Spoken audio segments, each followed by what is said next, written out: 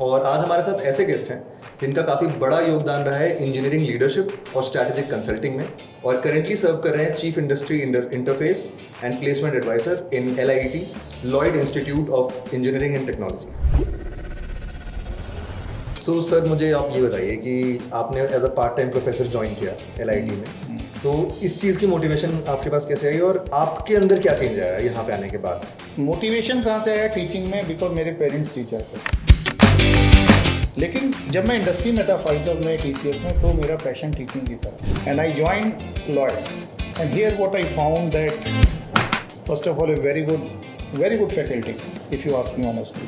Very good faculty, very good director, owner is very clear about the vision, right?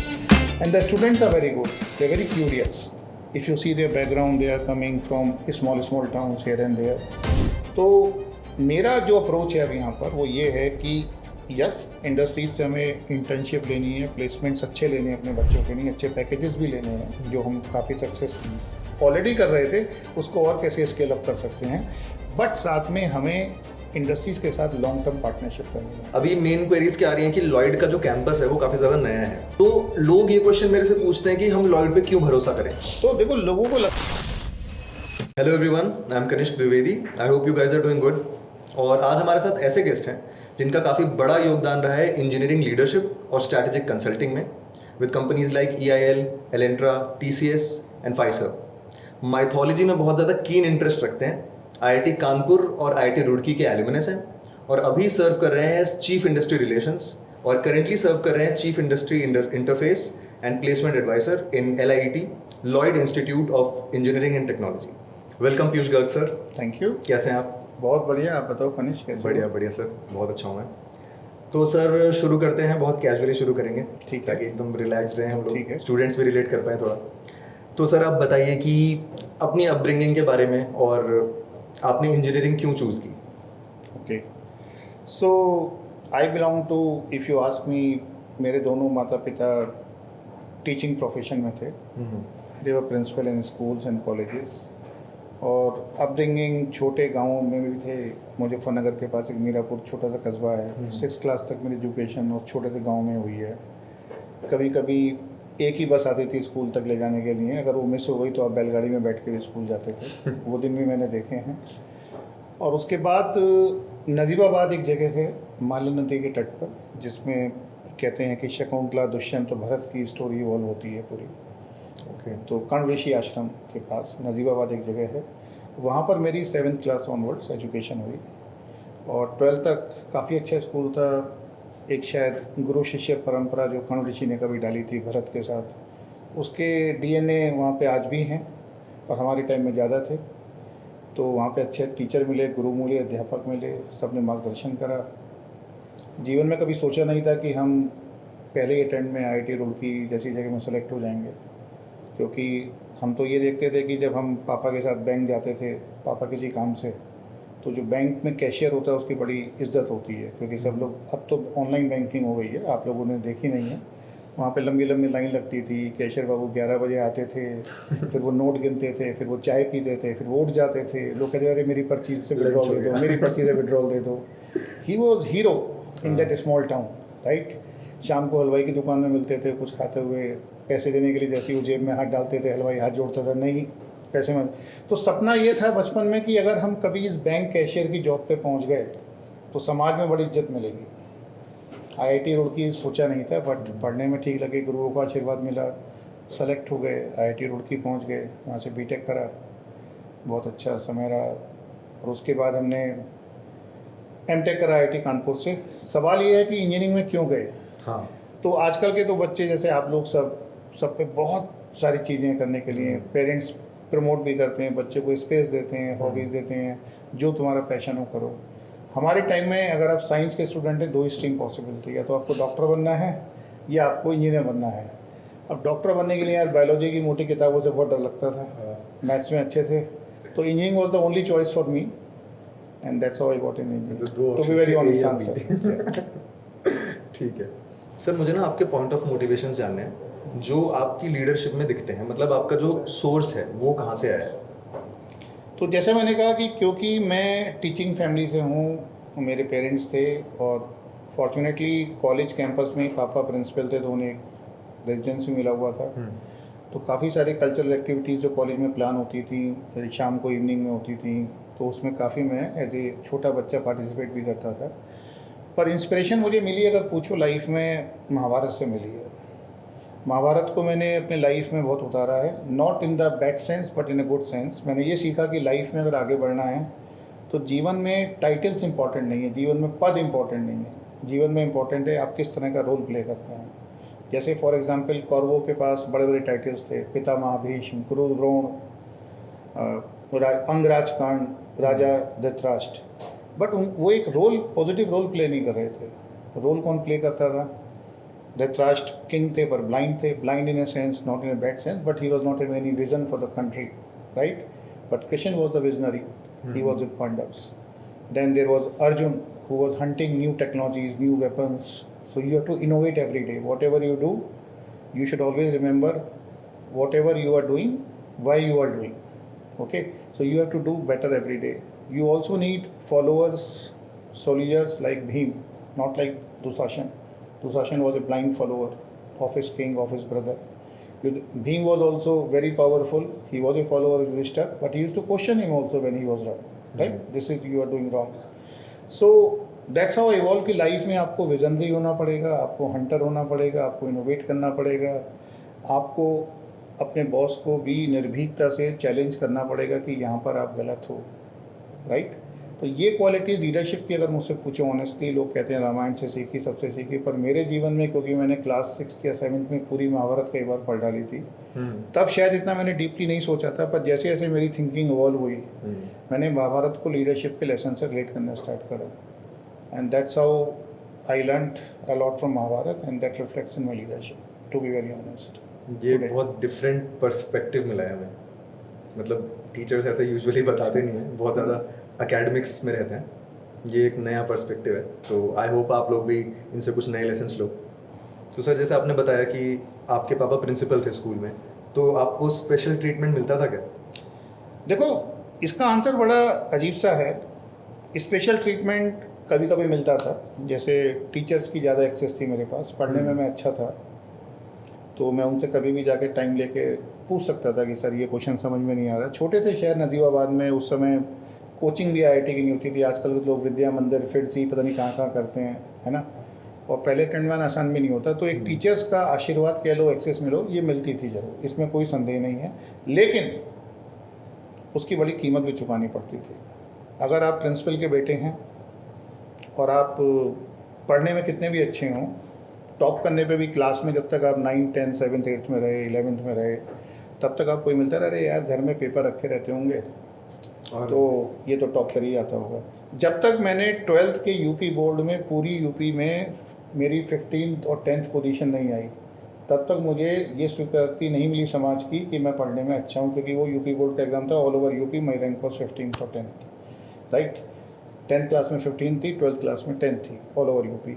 And अगर teacher का लड़का या principal का लड़का किसी तरह से ना पढ़े, बदमाशी करे, वो एक्स्ट्रा लिवरेज लेके, जो एक्स्ट्रा उसे आप बोल रहे हो मिलता था स्पेशल ट्रीटमेंट, तो ये भी सुनने को मिलता था कि भाई अपना बच्चा तो संभलता नहीं, दुनिया को संभालने चलेंगे। तो इट्स ए कैच 22 सिचुएशन जो मेरे साथ कई बार हुई, बट फॉर्चुनेटली ब्लेसिंग्स रहे, हम अच्छे रास्ते पे चले। हाँ, ये ज़रूर है क्योंकि डिसिप्लिन में रहे, क्योंकि दोनों मदर फादर प्रिंसिपल थे, एक प्राइमरी में, एक 12th क्लास तक। तो जब हम कॉलेज लाइफ में अपने IIT में गए, वो डिसिप्लिन हमारे ऊपर नहीं था, तो फर्स्ट ईयर में जितनी बदमाशी हमने जीवन में नहीं करी थी अब तक 12th क्लास तक, वो वहाँ पे IIT रुड़की में करी है। तो ये बड़ा ऑनेस्ट आंसर है। और सर, IIT में आप रैगिंग के बारे में क्या बताना चाहेंगे? रैगिंग हुई थी आपकी? हाँ, रैगिंग हमारे टाइम में, तो रैगिंग तो आज भी होती है, हालांकि कॉलेज क्लेम करते हैं कि बड़े बड़े कॉलेज की रैगिंग बैन है, तो रैगिंग होती थी, पर रैगिंग से जो लाइफ लॉन्ग फ्रेंडशिप डेवलप होती थी, that you will not imagine कितनी अच्छी लाइफ लॉन्ग फ्रेंडशिप होती थी। Generation to generation, specially IIT Roorkee जो जाना जाता है, उसमें जनरेशन टू जनरेशन सीनियर्स अपना धर्म निभाते थे। अगर आज भी मैं किसी मूवी थिएटर में जाऊं और मेरा कोई सीनियर मिल जाए, आज भी, या मैं किसी होटल में बैठ के खाना खा रहा हूं, मेरा सीनियर वहाँ पे मिल जाए by chance, so he will still pay my bill, he will not ask me to pay. Okay. तो रैगिंग होती थी, लेकिन रैगिंग में मज़ा भी आता था, बहुत बहुत हंगामे भी करते थे। मेरी एक बुक भी अमेजन में है, मैंने ऑनलाइन बुक भी पब्लिश करी है, जिसमें मैंने अपने छात्र जीवन के आईआईटी रुड़की के सारे मज़ेदार किस्से लिखे भी हैं। अच्छा। और वो काफ़ी मेरे सीनियर्स ने जूनियर्स ने पढ़ी भी है, सबने ली है। And you anybody can relate to the campus life of those days. तो वो रिश्ते सबने निभाए हैं, वो रिश्ते सबने निभाए हैं, आज तक निभाते हैं। हाँ, रैगिंग होती थी, पर उसका रूप कभी कभी इंसिडेंट हो जाती हैं, पर बहुत ज़्यादा ख़राब नहीं होता था। जो लोग स्पोर्टिंगली नहीं ले पाते होंगे, हाँ, उनके साथ ऐसा उनके लिए हो जाता होगा।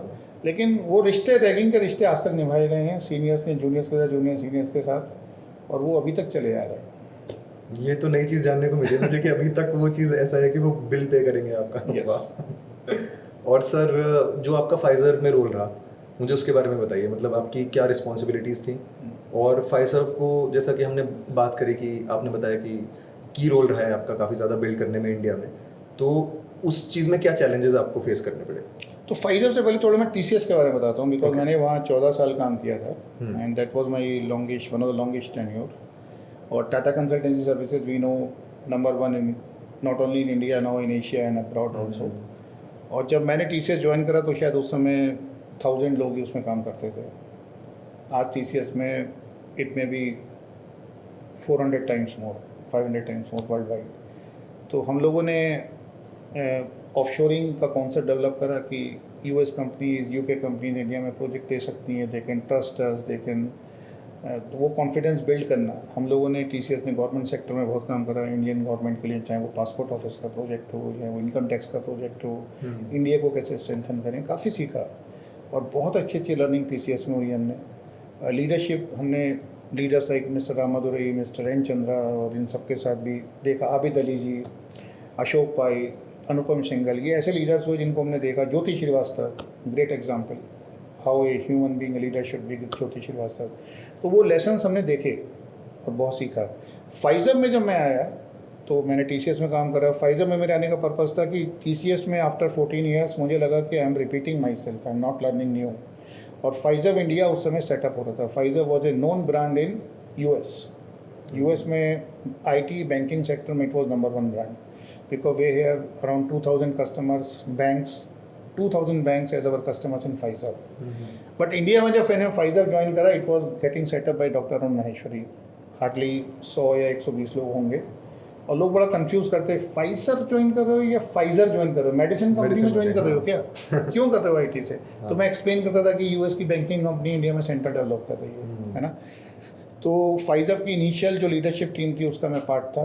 हम लोगों ने इंडिया फाइजर को सेटअप करा, right from 100 people in India, we have taken, today it is more than 15-20,000, we have taken up to 10,000 12,000 people within 3-4 years working in India. Challenge कहाँ पे आता है, इफ़ यू आस्क मी, जब आप एक MNC का काम इंडिया में लेके आती हो तो naturally MNC specially in banking sector बड़ी कंजर्वेटिव होती है अपने आईपीआर्स के लिए। उसको लगता है कि हम इंडिया में ऑफशोरिंग कर रहे हैं तो यार हमारा आईपीआर ना चला जाए, वहाँ पे लोग कैसे होंगे, उनके लिए एक नई कल्चर है। And Pfizer was doing first time offshoring, they have not gone to any country outside US, so that was their first experience. तो getting a work from there was a big challenge, though were part of same company. उनको लगता था कि वो हमें as a vendor use कर रहे हैं।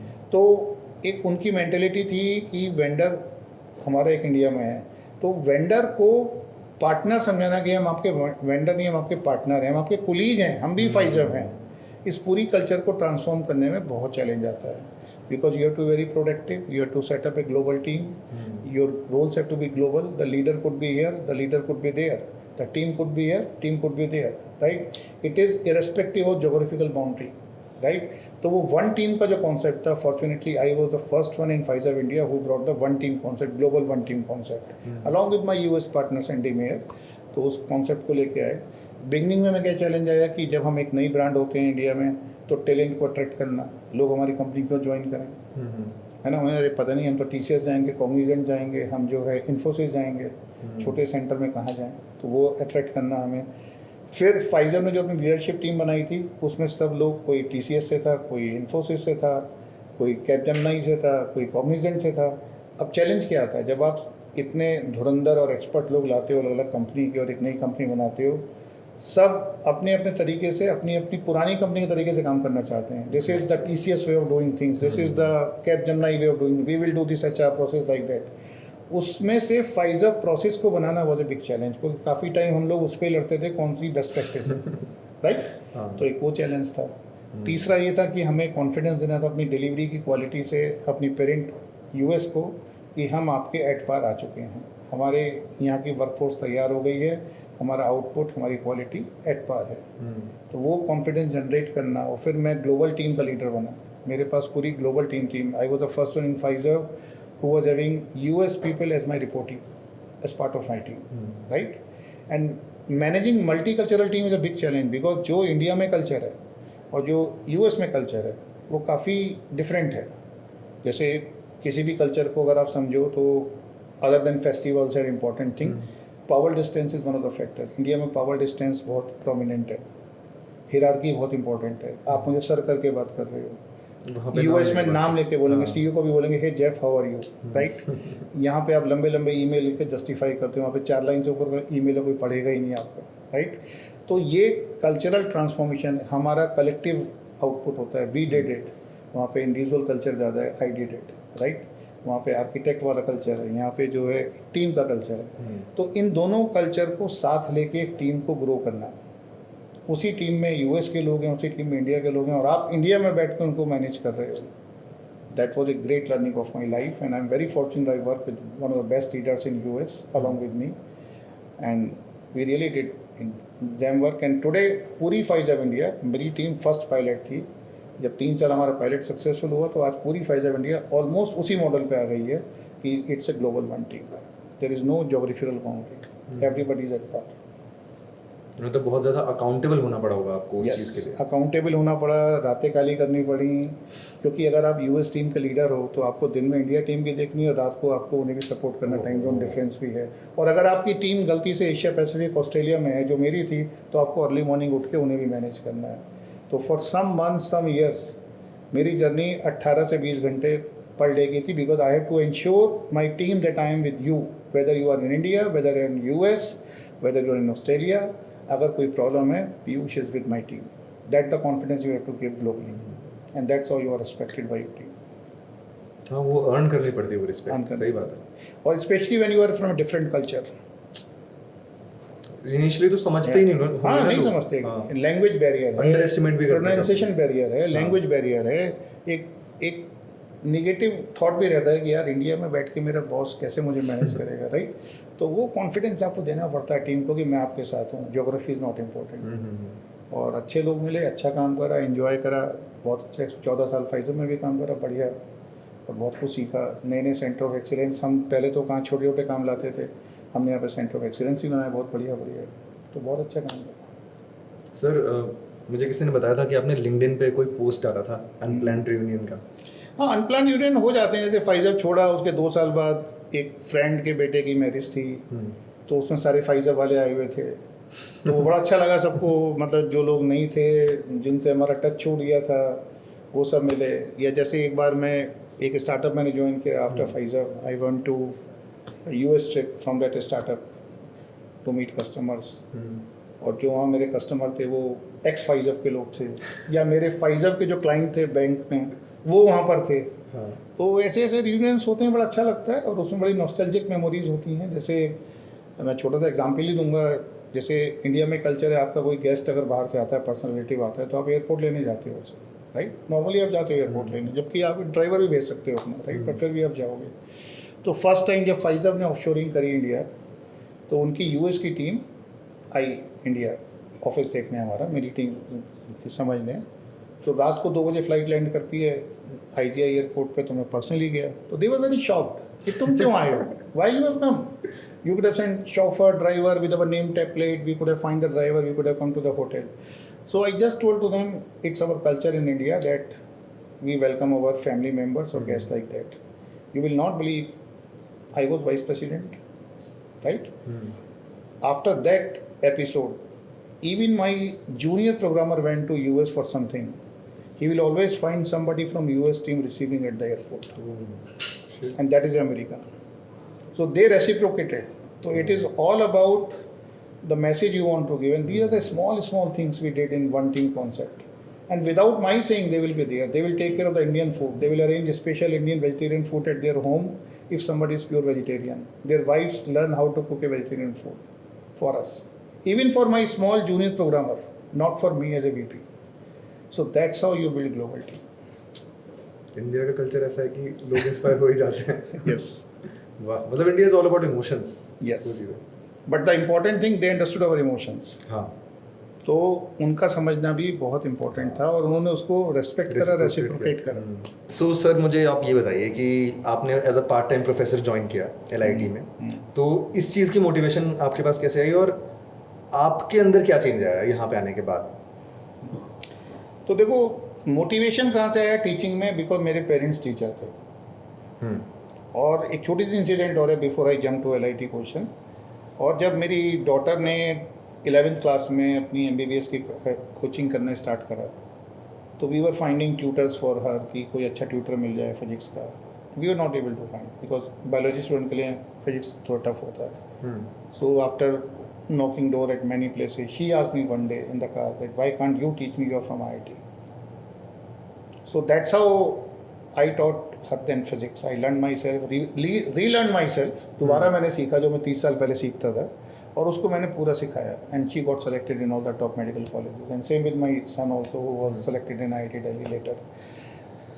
लेकिन जब मैं इंडस्ट्री में था फाइजर में TCS में, तो मेरा पैशन टीचिंग ही था, क्योंकि हमारे यहाँ भी कंटिन्यूस एजुकेशन प्रोग्राम होते हैं तो हम उसको लीड करते थे. जब मैंने कॉर्पोरेट लाइफ में काम कर लिया 32 years, then doctor Rajeev Agarwal called me, he knows me कि sir can you do something for Lloyd's LIT. I said why not. So they have a concept called professor of practice. Industry के लोग जिन पे 20 year plus experience है, they can come as a part-time professor, or we call them professor as practice. Okay. And I said, why not? Because that was in my DNA, that was in my blood. I wanted to do always.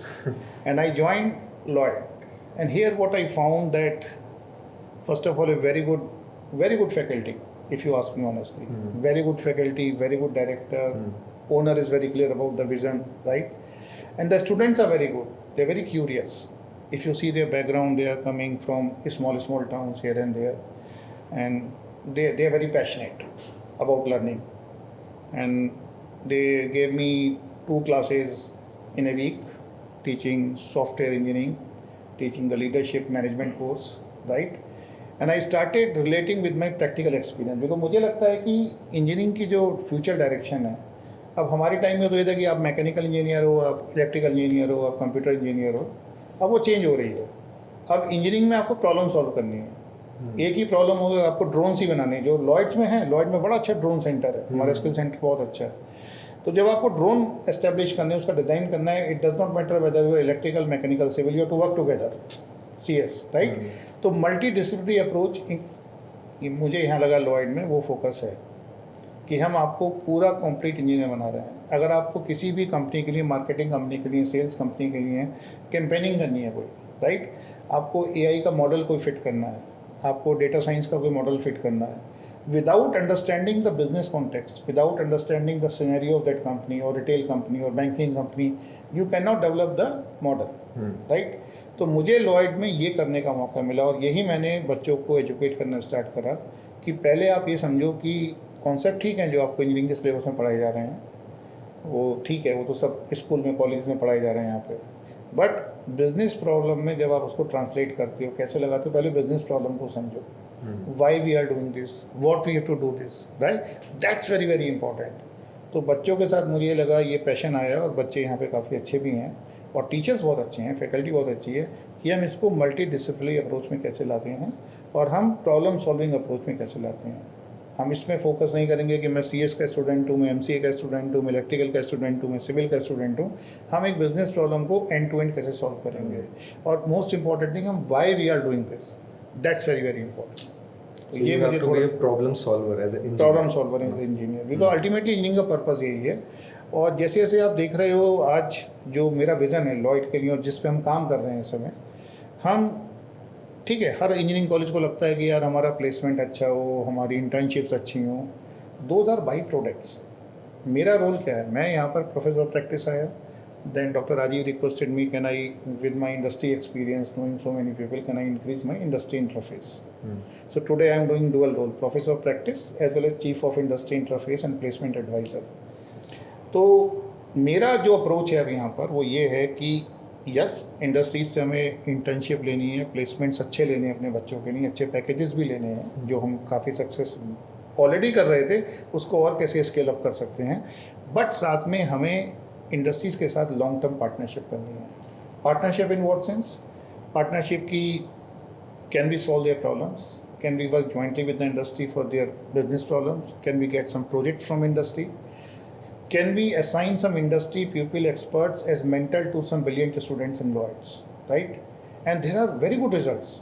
I have assigned 2 or 3 of my past colleagues as mentors to very bright students here, and today those students are getting very good internship, getting say 40,000 rupees as salary starting in their internship while doing MCA, right? So the mentorship plays a critical role. So can we find mentors from the industry? Can we invite guest faculty from the industry to take lectures here, to give the live exposure of business problems? And we have done very good session, I think 8-9 session in last 2-3 months, right? Where we invited industry experts, right? And then placement internship is a byproduct, because once industry start coming to your college with joint business projects, with as a guest faculty, as a mentor, they understand कि आपकी depth क्या है, they understand कि आप किस direction में बढ़ रहे हो. तो नेचुरली प्लेसमेंट भी हमारे बढ़ रहे हैं, हमारी इंटर्नशिप भी बढ़ रही हैं, और हम अच्छी कंपनीज को और अच्छा टारगेट कर रहे हैं. तो those are the by products for me. मतलब आप प्रोसेस पे ज़्यादा कंसंट्रेट करके रिजल्ट को एक बाई प्रोडक्ट यस, रिजल्ट तो मेरा प्रोडक्ट होगा, लेकिन मैं प्रोसेस को फिक्स करूंगा. मैं इंडस्ट्री से long term MOUs and partnership करूँगा. फाउंडेशन स्ट्रांग रहेगी तो रिजल्ट अपने आप अच्छा आ ही जाएगा. That is the focus. Great approach. And the अच्छी बात ये लगती है कि क्योंकि मैं इंडस्ट्री में 30 साल रहा हूँ, मुझे एटलीस्ट ये पता है कि इंडस्ट्री को क्या चाहिए. Exactly. जब हम लोग इंडस्ट्री में काम करते थे, TCS में, फाइजर में, और किसी भी कॉलेज से 10 फ्रेशर आते थे कि सर इनको आपकी टीम में असाइन कर दिया, तो मेरे नीचे वाले जो बच्चे थे उनको ये नेचुरल एक आता था, अरे 10 फ्रेशर्स, इनको ट्रेन करना पड़ेगा, सिखाना पड़ेगा, अपना काम करूं या इनको सिखाऊं. तो इंडस्ट्री के बच्चों की एक्सपेक्टेशन ये होती है, जो लोग काम कर रहे होते हैं वो अपने दिन भूल जाते हैं जब वो कॉलेज से ग्रेजुएशन करके आए थे, उनको किसी ने सिखाया था, उस समय उनको लगता है मेरा हेडेक बढ़ गया. तो उनको चाहिए फर्स्ट डे इंडस्ट्री रेडी. जो बच्चा कॉलेज से निकल गया वो फर्स्ट डे इंडस्ट्री रेडी हो. तो अब हम लॉयड में ये भी कर रहे हैं कि क्या क्या गैप्स होते हैं कैरिकुलम वर्सेस इंडस्ट्री एक्सपेक्टेशन, और उसके लिए you will not believe Lloyd is doing fantastic work. सुबह 6 बजे से लेकर 10 बजे तक यहाँ पे स्पेशल कोडिंग कैंप्स लगती हैं, स्पेशल कोडिंग क्लासेस लगती हैं which are outside AKTU syllabus. Okay. तो हम वहाँ पे बच्चों को उन टॉपिक्स पे ट्रेन कर रहे हैं जो इंडस्ट्री आपसे डे 1 पे एक्सपेक्ट करती है. हम आपको साइबर सिक्योरिटी के डीप कॉन्सेप्ट सिखा रहे हैं, हम आपको AI के मॉडल सिखा रहे हैं. तो हम आपको वो एक्स्ट्रा स्किल्स दे रहे हैं जो AKTU के सिलेबस में शायद एक थ्योरी है, पर हम आपको हैंड्स ऑन सेशन सुबह मॉर्निंग 6 to 10 दे रहे हैं. हम इवनिंग क्लासेस रख रहे हैं, इवनिंग में डाउट क्लासेस रख रहे हैं for those thing, so that when I offer to industry here are 5 students, they don't have that botheration कि अरे यार फर्स्ट डे ये कौन आई है. They at least have a comfort factor, and we are quite successful right now in Lloyds on these things. तो ये जो sir IT park develop हुआ है, ये इसी एक्सपीरियंस को देने के लिए डेवलप हुआ है कि कॉर्पोरेट एक्सपीरियंस भी मिल रहा है उनको? Yes. तो IT पार्क के देखो 2-3 रीजन है. कॉलेज में IT पार्क सेटअप हुआ है, जैसे IT दिल्ली का आप एग्जाम्पल लो. IT दिल्ली का one of the best research and innovation park है जो पिछले 5-6 साल से चल रहा है. ठीक है, लॉयड में हम सेटअप कर रहे हैं. तो एडवांटेज क्या होता है? एडवांटेज, और TCS में जैसे मैंने काम करा, वहाँ की robotics lab, smart machine lab IT Delhi में है, राइट. हमारा विज़न क्या है IT पार्क से? सबसे बड़ा फ़ायदा ये होता है कि IT पार्क में कंपनी एक अपना छोटा सा रिसर्च ऑफिस इस IT पार्क में खोलेगी, है ना. उसमें उनको क्या चाहिए? काम करने वाले हाथ चाहिए, टैलेंट चाहिए. बिजनेस प्रॉब्लम्स पे अगर उन्हें काम करना है कॉलेज के साथ, फैकल्टी के साथ, बच्चों के साथ, टैलेंट उनको जाना ही नहीं कहीं, कैंपस में उन्हें टैलेंट मिल जाएगा. And we are very open कि अगर किसी और कॉलेज के बहुत अच्छे बच्चे हों, अगर उनको भी उसमें कॉपरेट करना है, दे आर मोस्ट वेलकम. हमारे ड्रोन सेंटर में काफ़ी सारे कॉलेजेस के बच्चे काम कर रहे हैं, not only for Lloyds, it's open, already it is working. IT park को हम IT कंपनीज के लिए कर रहे हैं डेवलप, ताकि जो इंडस्ट्री यहाँ पर आए उसको अपनी बिजनेस प्रॉब्लम्स के लिए एक रिसर्च सेंटर छोटा सा खोले और जिन प्रॉब्लम पे काम कराना है उसके लिए टैलेंट के लिए उसे भागना ना पड़े। कॉलेज कैंपस में ही फैकल्टी स्टूडेंट्स मिल रहे हैं, बच्चों को भी ऐसा नहीं है, उन्हें इंटर्नशिप ढूंढने के लिए बाहर नहीं जाना, उन्हें ट्रैवल नहीं करना, उनका टाइम प्रोडक्टिव होगा विद इन कॉलेज कैंपस, उन्हें वो अपॉर्चुनिटी मिल रही है अच्छे अच्छे प्रोजेक्ट्स में काम करने की, ठीक है ना। तो और ऐसे ही पार्टनरशिप डेवलप होगी between industry, college and the student. So sir मैंने ना काफ़ी लोगों से इंटरेक्ट किया है, काफ़ी बच्चों से। अभी मेन क्वेरीज क्या आ रही हैं कि लॉयड का जो कैंपस है वो काफ़ी ज़्यादा नया है ना। एक बैच पास आउट हुआ शायद, तो लोग ये क्वेश्चन मेरे से पूछते हैं कि हम लॉयड पे क्यों भरोसा करें। तो इसका मैं आंसर आपसे चाहता हूँ स्टूडेंट्स के लिए। तो देखो, लोगों को लगता है कि LIT कैंपस नया है, but let me tell you, LIT का पहला नाम स्काईलाइन था। आई थिंक 2004 या 5 से था। बहुत अच्छा उनका टॉप प्लेसमेंट थे यहाँ पे। यहाँ पे रीब्रांडिंग हुई है नाउ, लॉयड नाम से रीब्रांडिंग हुई है। तो ऐसा नहीं है, हमारा कैंपस प्लेसमेंट काफ़ी अच्छा था। यस, लॉयड नाम से रीब्रांड हुआ है 2021 में। तब से आप कह सकते हो कि अब वो कैंपस नया है, बट सेम इंफ्रास्ट्रक्चर है और काफ़ी चीज़ें सेम है। बट हमने चेंज क्या करा है, तो ये 3-4 एज आई टोल्ड यू कि हम इंडस्ट्री को कहते हैं डे 1 रेडी बच्चा, जो एक हेडेक हमने अपने टाइम में फेस करा कि यार कॉलेज से फ्रेशर्स आ रहे हैं निकल के, और पहले TCS जाती थी या इन्फोसिस जाती थी तो कहते थे कि भाई TCS का ट्रक आ गया कैंपस में, 100 बच्चे लेके चले जाएगा। ये होता था मास रिक्रूटर्स, क्योंकि सर्विस बेस्ड इंडस्ट्री को मास रिक्रूटर चाहिए। और उनका ये बॉटम लाइन था।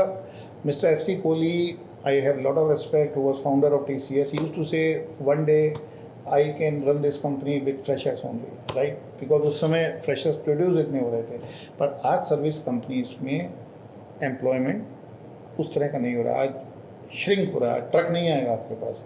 अगर आप एक्सपर्ट हैं, AI के एक्सपर्ट हैं, डेटा आर्किटेक्ट हैं, आप साइबर सिक्योरिटी के एक्सपर्ट हैं, आपने कुछ भी काम ChatGPT टूल्स बनाने में, AI के मॉडल्स बनाने में किया है, तब कंपनी आप, या आप फुल स्टैक डेवलपर हैं या आप मोबाइल ऐप डेवलपर हैं, कंपनी आपसे ये भी जानना चाहेगी कैंपस में। तो लॉयड में जो हमारा फोकस है, जो एश्योरेंस में दे रहा हूँ कि other than AKTU syllabus, we are doing as I said earlier also, morning में special classes on building these skills which industry need on day 1 as a full stack developer और as a AI architect और as a data architect. उसके लिए हम special coding coaching camps कर रहे हैं, mentoring कर रहे हैं, इवनिंग में स्टूडेंट्स की मेंटरिंग कर रहे हैं, उन्हें बिजनेस प्रॉब्लम्स ला के दे रहे हैं इंडस्ट्री की, कि इंडस्ट्री के लिए हम टाइप्स कर रहे हैं इंडस्ट्रीज़ के साथ, MOU साइन कर रहे हैं कि आप हमें अपनी बिजनेस प्रॉब्लम दीजिए, हमारी फैकल्टी के गाइडेंस में और आपके एक एक्सपर्ट के गाइडेंस में हमारे बच्चे इस प्रॉब्लम को सॉल्व करेंगे। तो हो क्या रहा है कनिष्क, कि by the time our students are ready, they do 4 year BTech, they have a very good exposure industry में काम कैसे होता है, और उनकी एक्सेप्टेंस इंडस्ट्री में बढ़ रही है। हम देख रहे हैं कि वो रिजल्ट्स हमारे अच्छे, जहाँ भी हमारे बच्चे इंटरव्यू दे रहे हैं, people are telling yes you have very good output. तो हम प्रोसेस पे काम कर रहे हैं, प्रोसेस हमारा अच्छा कर रहे हैं, हम इंडस्ट्री के एक्सपर्ट्स की टॉक करा रहे हैं। अगर कोई डेटा साइंस का एक्सपर्ट है उसको यहाँ पे सेशंस करा रहे हैं, कोई साइबर सिक्योरिटी का एक्सपर्ट है उसको यहाँ लेके आ रहे हैं। इवन सो मच, अगर SQL में परफॉर्मेंस ट्यूनिंग करनी है तो उसके एक्सपर्ट्स इंडस्ट्री से यहाँ लेके आ रहे हैं, उनके लेक्चर्स करा रहे हैं पूरे स्टूडेंट्स के लिए, वो टिप्स दे रहे हैं, पूरी ओपन टॉक कर रहे हैं। तो ये ट्रांसफॉर्मेशन हम लॉयड्स में लाने की कोशिश कर रहे हैं कि हमारे बच्चे जब डे 1 पे इंडस्ट्री में काम करने जाएं तो उनका वेलकम हो। किसी प्रोजेक्ट मैनेजर को इंडस्ट्री में, किसी मॉड्यूल लीडर को इंडस्ट्री में ये ना लगे कि मेरे पे 10 लोगों की हेडेक आ गई है, उनको लगे मेरा काम शेयर करने वाले बच्चे आ गए हैं। और यही ट्रांसफॉर्मेशन हम ला रहे हैं। We are making good progress and I am very positive in next 2-3 years we will be there almost. मतलब हम लोग ये गारंटी कर सकते हैं कि लॉयड के स्टूडेंट्स इंडस्ट्री रेडी हैं, डे 1 पे रेडी हो जाएंगे। और हम अगले 2-3 साल में तो ये कर ही जाएंगे, काफ़ी कुछ कर लिया है, but we have to. And then second thing what we are trying to do, कि हमारा फोकस अब ये भी नहीं है कि काफ़ी सारे कॉलेज यहाँ क्लेम करते हैं मेरा 100% प्लेसमेंट है, 90% प्लेसमेंट है, but what type of placement? If after putting 4 years in BTech or 2 years in MCA, students are going to get a salary of 20,000, 25,000 per month, that's of no use, right? तो हमारा जो, मेरा specially focus है कि हम ऐसी company से type करें, ऐसे MNC से टाइप करें, बिकॉज ऑफ माई कॉन्टैक्ट्स जो भी हैं, और डॉक्टर राजीव के डायरेक्शन में उनके भी बहुत अच्छा बेस है, जो हमारे बच्चों को अच्छे पैकेजेस भी दें। So one is quantity of percentage, how many students are placed. Second is the quality of placement. And not only package, what type of work they are going to get, so that उनकी market value consistently बढ़ती रहे. आपको company अच्छा package दे देगी beginning में, पर काम आपसे ऐसा कराएगी जिससे आपकी मार्केट वैल्यू 3 साल पर डिटोरेट हो जाएगी, राइट। तो हम अच्छे पैकेज, ज़्यादा परसेंटेज में लोग एम्प्लॉयड हों और साथ ही साथ उन्हें बहुत अच्छा काम मिले at the beginning of their career, उस डायरेक्शन में काम कर रहे हैं। And we are making good progress.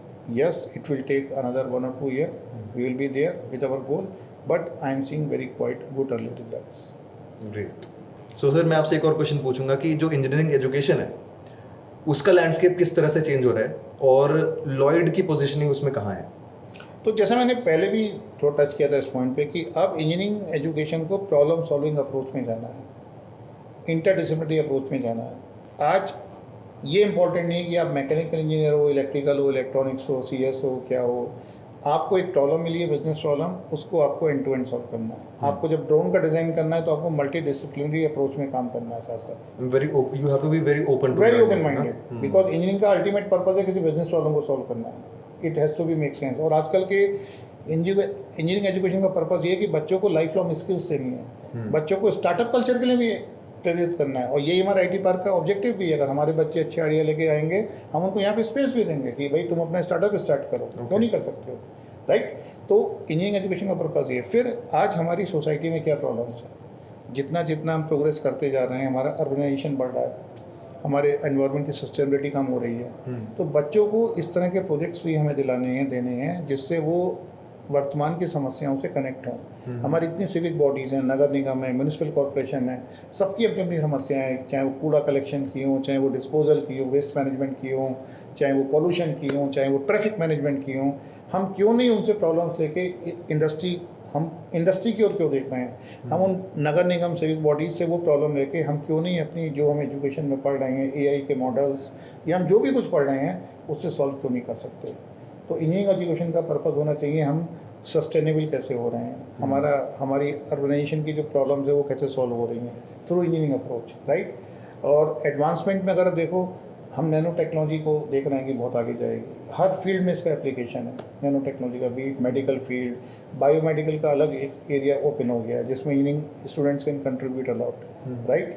आपके जो रिन्यूएबल एनर्जी सोर्सेज हैं, चाहे सोलर हो, विंड हो, इसमें भी आपको काम करना है। तो ये नए स्ट्रीम्स इंजीनियरिंग एजुकेशन में इवॉल्व हो रहे हैं और आगे यही होंगे, along with the trend in cyber security, because frauds इतने हो रहे हैं, जितना आप इंटरनेट को ओपन करो उतने फ्रॉड्स बढ़ रहे हैं आपके, राइट। तो ये साइबर सिक्योरिटी है, AI है, सस्टेनेबल इंजीनियरिंग है, रिन्यूएबल एनर्जी है, इन सब में बहुत काम होना है। और यही कन्वेंशनल तरीके से हटके हाँ हमें थोड़ा जो आपके समाज की वर्तमान समस्याएं हैं, क्योंकि पहले भी इंजीनियरिंग ऐसे काम करती थी। पहले जब अंग्रेजों ने रुड़की IIT खोला, क्यों खोला था? क्योंकि उन्हें लगा कि इरिगेशन की बहुत बड़ी प्रॉब्लम है, मेरठ से लेकर दोआब के क्षेत्र में इरिगेशन नहीं होती है, गंगा कैनाल का वाटर कैसे पहुँचे। तो रुड़की कॉलेज की स्थापना इसलिए की गई थी कि एक गंगा जी से एक नहर निकाल दें और उस एरिया में डाइवर्ट कर दें जहाँ से इरिगेशन की प्रॉब्लम सॉल्व हो जाए। वो प्रॉब्लम उस ज़माने की थी। आज की प्रॉब्लम है कि जो अर्बनाइजेशन बढ़ता जा रहा है, आज जो हमारे रिसोर्सेज का यूटिलाइजेशन इफेक्टिव नहीं हो पा रहा है, या हमारे रिसोर्सेज नेचुरल कम होते जा रहे हैं, इनको हम कैसे कंजर्व करें। तो प्रॉब्लम की नेचर बदल गई है। इंजीनियरिंग पहले भी प्रॉब्लम पे काम करती थी, आज भी करती है, बट प्रॉब्लम की नेचर बदल गई है। तो उन बदलती हुई प्रॉब्लम के कॉन्टेक्स्ट में आज के इंजीनियर्स को काम करना होगा। तो हम इंडस्ट्रीज की तरफ ना भाग के रियल वर्ल्ड प्रॉब्लम पे फोकस करें एज इंजीनियर्स, मतलब पूरे समग्र तरीके से इंजीनियर प्रॉब्लम को समझो आप। इंजीनियर का 70% जॉब मेरे एक्सपीरियंस से ये है, आप प्रॉब्लम को समझ जाओ, बिजनेस प्रॉब्लम क्या है। सोल्यूशन तो आपको कॉन्सेप्ट पढ़ा दिए गए हैं थ्योरी में, AKTU के सिलेबस में, कि आप सॉल्व कर लोगे लगा के। प्रॉब्लम बच्चे नहीं समझ पाते, डेटा के अंदर क्या छुपा इन्फॉर्मेशन उसे नहीं समझ पाते। बच्चे AI का मॉडल करना चाहते हैं डेवलप, पर जब तक आपको ये नहीं पता कंज्यूमर का बाइंग पैटर्न क्या होता है। काफ़ी बच्चों को ये नहीं पता कि जब आप बैंक में पैसा जमा करते हैं, आप उनसे पूछो बैंक में पैसा जमा करते हैं तो वो बैंक की एसेट है लाइबिलिटी, बच्चे बोलेंगे बैंक की एसेट है। नहीं, वो बैंक की लाइबिलिटी जो आप पैसा जमा करते हैं, बिकॉज पैसा आपका है, बैंक की वो लाइबिलिटी है। बैंक की एसेट होती है जो बैंक लोन देता है, होम लोन देता है, कंज्यूमर लोन देता है, वो बैंक की एसेट है। लेकिन बच्चों से आप पूछे, बच्चे कन्फ्यूज हैं। तो ये जब तक आप उस डेटा को अप्रिशिएट करना नहीं सीखेंगे, तब तक आप क्या प्रॉब्लम सॉल्व करेंगे। और इंडस्ट्री को आज यही चाहिए कि मेरा बिजनेस प्रोसेस आपको कितना पता है। अगर आप भले ही कंप्यूटर साइंस इंजीनियर हो और आप मेरे इन्वेंट्री कंट्रोल की प्रॉब्लम सॉल्व करने आए हो, आपको पता भी इन्वेंट्री कंट्रोल होता है क्या, इन्वेंट्री क्या होती है, इन्वेंट्री कितने तरह की होती है। तो हम बच्चों के लिए लॉयड में इसी चीज़ों पे और ज़्यादा फोकस कर रहे हैं। तो सर मैंने ना ऐसा सुना है कि जो बच्चे टेक्निकली स्ट्रांग होते हैं ना, काफ़ी टाइम ऐसा होता है कि वो एचआर राउंड में कम्युनिकेशन स्किल्स की वजह से छट जाते हैं। तो मतलब इस चीज़ पे आप थोड़ी सी और रोशनी डालिए कि किस तरह से वो कम्युनिकेशन स्किल्स को इम्प्रूव करें। देखो, मैं अपना बता सकता हूँ हमने कैसे इम्प्रूव किया था, ठीक है, और हमने फिर बाद में यूएस वर्ल्ड वाइड क्लाइंट, और मैं बच्चों को आज यही टिप देता हूँ, जो बच्चे लॉयड में इधर उधर जहाँ भी मिलते हैं, जब हम रुड़की में गए, हम रूरल बैकग्राउंड से पढ़ के गए, सारे लेक्चर इंग्लिश में होते थे। हम हिंदी मीडियम के पढ़े, यूपी बोर्ड के बच्चे थे, ठीक है। हिंदी मीडियम के बच्चों को रुड़की में उसमें धुर्रे भी बोला जाता था। क्या बोला जाता था? धुर्रे। धुर्रे। पहिया होता है ना, पहिया, हाँ। किसी भी चीज़ का पहिया, उसका जो बीच वाला पार्ट एक्सेल जो होता है, हाँ। तो पहिया घूम जाता है, पहिया बदल जाता है, लेकिन धुर्रा अपनी जगह रहता है, धुर्रा नहीं बदलता, ठीक है। तो हम लोगों को बोला जाता था। तो ये इंग्लिश का चैलेंज आता है, बोलने का चैलेंज, समझने का चैलेंज। आपका लेक्चर इंग्लिश में हो रहा है, आपको बोलना इंग्लिश में, इंटरव्यू में आपको इंग्लिश से बात करनी है।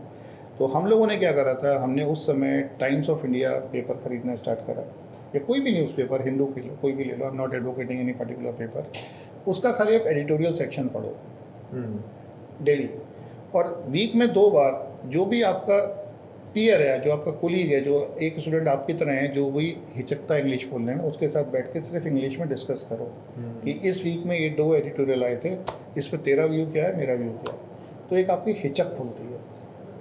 वो हिचक खोलना बहुत ज़रूरी है, स्पेशली हिंदी मीडियम के जो बैकग्राउंड के बच्चे आते हैं, यूपी से, बिहार से, नॉर्दर्न इंडिया से, वो हिचक खुलना बहुत ज़रूरी है। And then you have to start working on giving presentations. जब भी आपको मौका मिले, काफ़ी कॉलेज लॉर्ड में भी हम स्टार्ट कर रहे हैं टेक थर्सडेज, जहाँ पे हम आपको एक बिजनेस प्रॉब्लम देंगे। अगर आपका राइटअप अच्छा है, you will get a chance to meet director and the deans very next week and present your output कि sir, present your power point, sir this is what I think about this problem, this is my solution. So you get confidence. पहले आपकी हिचक खुली, फिर आपने teachers के, faculty के साथ over A cup of T, जैसे हम बात कर रहे हैं, डायरेक्टर से अपने बात कर रहे हो और आप प्रेजेंट कर रहे हो, लॉयड में कर रहे हैं ये लोग, ठीक है ना, तब आपको कॉन्फिडेंस आना स्टार्ट हुआ। फिर हम क्या कर रहे हैं लॉयड में, तीसरी चीज़ हम क्या कर रहे हैं कि हम बच्चों के मॉक इंटरव्यूज़ भी कर रहे हैं। इस साल से what I am starting, we will do mock interviews. पहला आपका टीचर आपका इंटरव्यू लेगा, आपके डिपार्टमेंट का, दूसरा आपका क्रॉस डिपार्टमेंट को टीचर इंटरव्यू लेगा along with A soft skill expert, और थर्ड हम आपके मॉक इंटरव्यू इंडस्ट्री से भी कराएंगे। अच्छा। तो आपकी जब तक by the time you are ready for real placement interviews, you have been expose to the interview process. तो 3 लेयर्स से बच्चा तो आप जो है तैयार हो गए हो। हाँ। आपने प्रेजेंटेशन एनफ कर दिए हैं, आपने कॉलेज में अपने कोलीग से हॉस्टल में डिस्कशन कर लिया एडिटोरियल्स पढ़ के, और आपके 3 लेयर के मॉक इंटरव्यूज हो चुके हैं, और आपको एक फीडबैक भी देंगे कि आपका ये एरिया स्ट्रॉन्ग है, not only the technical part but the verbal part और what the soft skill part, और इस एरिया पे आपको काम करना है। And plus we will do workshop with you to work upon those areas. So that's very very important. Practice, practice, practice. Sir मेरा एक दोस्त था, वो CS से इंजीनियरिंग था, टेक्निकली बहुत अच्छा है वो, लेकिन ना वो HR राउंड में छट जाता है। तो हमने क्या सोल्यूशन निकाला कि हम 2 घंटे दिन के इंग्लिश में बात करेंगे। इंग्लिश में बात करो सर। वो उन 2 घंटे ना सिर्फ इशारों में बात करता है। होता है ऐसे। मैं बताऊं, मैं कनिष्क, जब हमने रुड़की में स्टार्ट करा कि इंग्लिश का एडिटोरियल पढ़ेंगे और हम बात करेंगे, 5 मिनट तो हम बात करते थे, 6ठे मिनट में हम हिंदी में आ जाते थे, शुद्ध हिंदी में। कभी कभी एक दूसरे को डरा के गाली भी दे देते थे, चुप, ठीक है। लेकिन नेचुरली धीरे धीरे वो हिचक खुलने लगती है। वो एक जजमेंट भी रहता है ना, फियर ऑफ जजमेंट रहता है कि सामने वाले को ज्यादा इंग्लिश आती है, मुझे जज करे। जब अपने साथ वाले से बात कर रहे हो, फिर धीरे धीरे आप एक्सपर्ट्स को एक्सपोज करो, टीचर्स को एक्सपोज करो, अपने आप को मॉक इंटरव्यूज में एक्सपोज करो, यू विल गेट कॉन्फिडेंस। और हम लोग हमेशा अपनी लैंग्वेज में सोचते हैं। हाँ। अगर मेरी लैंग्वेज हिंदी है या किसी की लैंग्वेज तमिल है, तो सोचेगा तमिल में ही, हमें बस ट्रांसलेट प्रॉपरली इंग्लिश में करना है। गलती कहाँ होती है, लोग इंग्लिश में सोचना स्टार्ट कर देते हैं, तो वो थॉट्स नहीं आ पाते। अपने थॉट्स को आना किल मत करो, जो आपकी नेचुरल लैंग्वेज है उसमें आप सोचो और उसको ट्रांसलेट करो। गलती बच्चे क्या करते हैं, वो सोचने में इंग्लिश में चालू कर देते हैं, तो थॉट्स नहीं आ पाते हैं। वैल्यू आपके थॉट्स की है, यस स्पीकिंग की भी वैल्यू है, बट वैल्यू आपके थॉट्स की है। वो अपनी लैंग्वेज में आप सोचो, दिमाग में प्रोसेस वैसे ही करोगे। सर, सो आपका जो वर्क एक्सपीरियंस है वो 30 साल का है, तो मैं ये जानना चाहता हूँ कि ऐसा भी स्टेज आया क्या कि आपको ऐसा फील हुआ कि यार बर्नआउट हो गया? हाँ बिल्कुल, बर्नआउट होते हैं, और आई am very honest in accepting that. Burnout student life में भी होते हैं, बर्नआउट वर्क में भी होते हैं। कभी कभी आपको फैमिली प्रायोरिटीज़ काफ़ी क्रिटिकल होती हैं, आपके प्रोजेक्ट में भी आग लगी हुई होती है, तो आपको लगता है कहाँ पे फोकस करो। But then there is a tool call urgent versus important. क्या अर्जेंट है, क्या इंपॉर्टेंट है, कैसे आपको अपने डिवाइड करना है। कभी कभी ये भी फीलिंग आती है कि इतना टफ प्रोजेक्ट है, कॉम्प्लेक्स प्रोजेक्ट है, क्या मैं इसे कर पाऊँगा। Is it doable, because deadlines काफ़ी टफ मिलती हैं, राइट, एग्रेसिव शेड्यूल्स होते हैं। और मैंने देखा लीडर्स अक्सर अपने सक्सेस की बात करते हैं, जब अपनी टीम मीटिंग्स में जाते हैं या नया कोई लीडर आता है किसी भी जगह, तो अपनी सक्सेस की बात करता है, मैंने ये झंडा गाड़ा, मैंने वो झंडा गाड़ा। पर ये चीज़ मैंने अपने बॉस कीथ फुलटन से सीखी थी, यूएस में थे मेरे बॉस, कि आप अपनी टीम मीटिंग में सक्सेस की बात तो करो, लेकिन पहले अपने फेलियर्स बताओ अपनी टीम को। क्योंकि जो बच्चा आपके सामने 20 साल छोटा आपसे बैठा है, जो उसने अपनी जर्नी स्टार्ट करी है, उसको आप ये बताओ कि आपके फेलियर एज ए प्रोग्रामर क्या हुए थे, वह आपके failure as a data analyst क्या हुए थे जूनियर रोल्स पे, और आपने उससे क्या सीखा और आपने उसे कैसे ओवरकम किया, और आप अगर बर्न आउट हुए तो आपने कैसे उससे रिकवर करा। बोले that learning is very important. तो मैंने ऐसे ऑलमोस्ट एवरी मंथ सेशन करे होंगे अपने कैरियर में, 15-16 years of my leadership role, जहाँ पे मैं हर वीक में 4 प्रोग्रामर्स को जो जूनियर हैं उन्हें ये बताता था कि मैंने लाइफ में क्या फेलियर देखा, क्या बर्नआउट देखा, मैंने क्या सीखा, तुम्हारी लाइफ में क्या चैलेंज आ सकता है और तुम्हारे ऊपर क्या चल रहा है आज। वो एम्पैथी जब आप डेवलप कर लो अपनी टीम से, उन्हें लगेगा ये बंदा भी उन चैलेंजेस से निकला हुआ है जो मेरे सामने आ रहे हैं। Trust me, that will be the best team work, right, because उन्हें पता है हम दोनों की एक ही पेन है। तो बर्नआउट होते हैं, उनसे ओवरकम करते हैं, स्ट्रेस भी बहुत होता है कभी कभी, बट चीज़ें समय के साथ अपने आप ठीक भी हो जाती हैं। ये मेरा मानना है, अगर आप प्रयास अच्छा कर रहे हैं, पॉजिटिव माइंडसेट में हैं, और आपकी फैमिली अगर बहुत सपोर्टिव है, उन बर्नआउट्स में आपकी फैमिली का और आपकी टीम बहुत सपोर्टिव है। फैमिली, जब मैं कहता हूँ मैं टीम को ही क्योंकि मेरा टीम वर्क बहुत स्ट्रॉन्ग रहा है हमेशा, मैंने टीम को फैमिली माना। अगर रात के 12 बजे उन्हें कोई दिक्कत है मुझे कॉल करेंगे, सर मेरी फैमिली में प्रॉब्लम, आप आ जाइए, या मेरी फैमिली में दिक्कत है मैं उन्हें बुलाऊंगा कि मेरा फादर एडमिट है हॉस्पिटल में, I need 5 unit blood, and they will be there. तो अगर आपके पास एक सपोर्टिंग टीम है, सपोर्टिव टीम है, और आपके पास एक अंडरस्टैंडिंग फैमिली है, ट्रस्ट मी, बर्नआउट्स खत्म हो जाते हैं। और यूजुअली सर क्या होता है कि जैसे हम लोग हायर पोजीशन पे होते हैं ना, तो हम लोग ऐसा दिखाते हैं कि हम ऊपर हैं, और जो सामने वाला बंदा जो स्टार्ट कर रहा है तो ऐसा लगता है कि भाई वो सामने वाला बंदा ह्यूमन है ही नहीं, ह्यूमन है ही नहीं। तो मतलब ये चीज़ मुझे बहुत अच्छी लगी जो आपने पॉइंट बोला कि अपने आप को जितना ह्यूमन दिखा सको तो इंसान और ज़्यादा इंस्पायर होगा उससे। हम लोग, तुम बिलीव नहीं करोगे, जब साल के एंड में अप्रेजल होता था तो हम लोगों ने, मैंने एक कल्चर डेवलप करी कि लोग अपने रिजल्ट सिखाते हैं, ये मेरा टारगेट था, ये मेरा रिजल्ट है, ये मेरा टारगेट है, रिजल्ट है।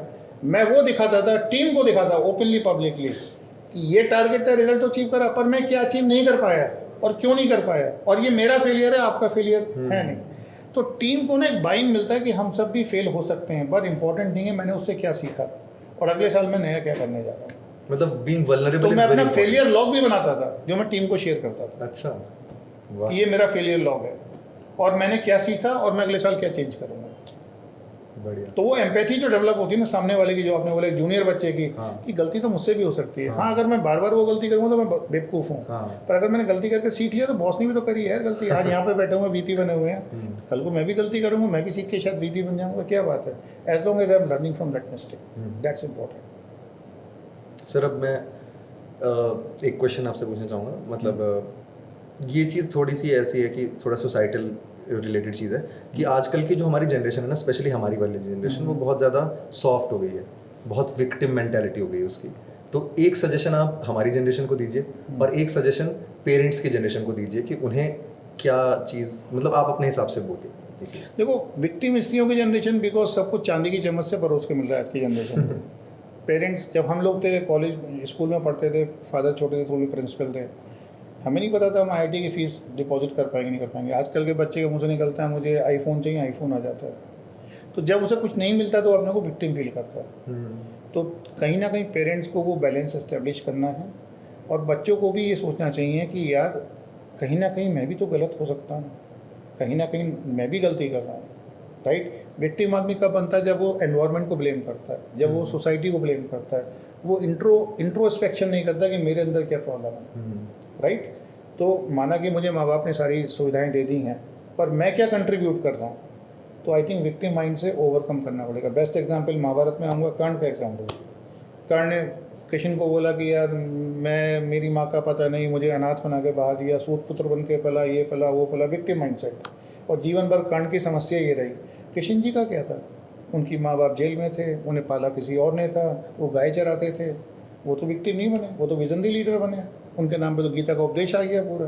तो वो माइंडसेट अगर आप डेवलप करोगे, थोड़ा माइथोलॉजी से रिलेट करोगे, तब आप अच्छे होगे। और पेरेंट्स को भी बोलना है कि बच्चों को सेल्फ सफिशिएंट बनाना है, उनको सुविधाएं देनी हैं, पर उनके गोल भी थोड़ा क्लियर रखने हैं, और थोड़ा ना उनको प्रेशर भी कम करना है उनके ऊपर से। आजकल के पेरेंट्स की एक्सपेक्टेशन बहुत हाई हो गई है। हमारे टाइम में यार यूपी बोर्ड में 84% मार्क्स में 15 पोजीशन थी पूरे यूपी में। आजकल के पेरेंट्स, अरे तेरे 98.5 कैसे रह गए परसेंटेज, 90 टॉपर के कितने थे, 99। ये प्रेशर बंद करो भाई, बच्चा सीख क्या रहा है, स्किल क्या है उसके पास, ये प्रेशर बंद करना पड़ेगा। ये प्रेशर कुकर पेरेंट्स ने बना दिया है। 98.5 पे भी उन्हें ये प्रॉब्लम है कि पड़ोस के शर्मा जी के बेटे के 99 कैसे हैं। तो ये प्रेशर हमें बंद करना पड़ेगा, कंपैरिजन बंद करना पड़ेगा। Yes. जो हमारे टाइम में शायद नहीं था इतना नहीं था पर इतना नहीं था। नहीं सर, यूपी बोर्ड में 60% को फर्स्ट डिवीजन माना जाता है, आपके 84 आए थे तो आप बहुत अच्छे हो गए पढ़ने में। नहीं मतलब उस समय था, मतलब अच्छा, लेकिन मैं कह रहा हूँ कि मतलब वो प्रेशर कुकर नहीं बना हुआ है। हाँ हाँ हाँ। और बच्चों को जैसे मैं बताऊँ कि हमारे टाइम में 2 स्ट्रीम थे, डॉक्टर, इंजीनियरिंग। अब तो स्ट्रीम खुले हैं, तुम्हें मास कम्युनिकेशन करो, तुम्हें बीबीए करना है बीबीए करो, तुम्हें स्टार्टअप लॉन्च करना है स्टार्टअप लॉन्च करो। आज़ादी दो, उन्हें फ्रीडम दो। सो सर, एक फन राउंड रहेगा, रैपिड फायर राउंड, ठीक है? कॉफी या चाय? चाय, मसाला चाय, अदरक चाय। टेक के लिए आप नाइट आउल हैं या early bird? Night out. Night out. या रात के 3 बजे भी मैं जगता हुआ मिल जाऊँगा, कभी भी मोबाइल पे कॉन्टेक्ट करना, जगह बना दूँगा। Sir, best non tech hobby क्या है आपकी? 2 हॉबीज़ हैं, एक है माइथोलॉजी को पढ़ना, हिस्ट्री को पढ़ना, और तीसरा ड्राइविंग। I love driving. अच्छा। Long drives, travelling, seeing new places and seeing the historical places. Relate भी कर पाते होंगे आपने इतना पढ़ा है। क्योंकि मैं पढ़ के जाता हूँ, पूरी तैयारी करके जाता हूँ। सर, कुर्ता या शर्ट, ये तो पूछने की जरूरत है। कुर्ता। सर, लास्ट क्वेश्चन है, फ्रंट बेंचर या बैक बेंचर? मैं मिडिल बेंचर रहा कॉलेज में, if you ask me honestly. लेकिन जहाँ जहाँ कुछ हंगामे करने होते थे तो वो फ्रंट बेंचर था मैं, पूरे हंगामे करता था। आपने 12th वाली कसर निकाली ना? हाँ, क्योंकि मैं 12th तक तो प्रिंसिपल थे मेरे पेरेंट्स। लेकिन कॉलेज लाइफ में जब मेरा तो फ्रंट बेंचर था, हर आंदोलन में, हर उसमें धमाके में मैं फ्रंट बेंचर रहता था। बढ़िया। ठीक है sir, very nice talking to you, बहुत मजा आया। Thank you, thank you Kanish.